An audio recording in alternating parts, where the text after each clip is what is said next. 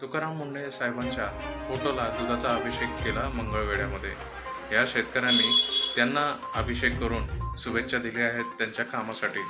बघूयात काय म्हणतात ग्रामस्थ।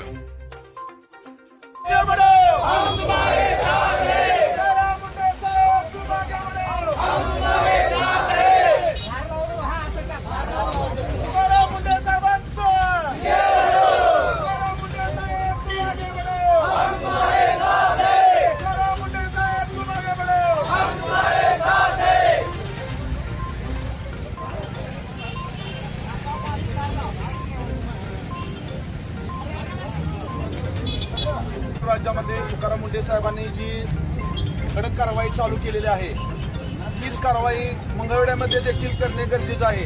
जरी आपल्याला वाटत असेल फक्त शहरी भागातच ही कारवाई किंवा बेसळ होते, पण त्याचं लोन आता पूर्ण ग्रामीण भागापर्यंत आलेलं आहे।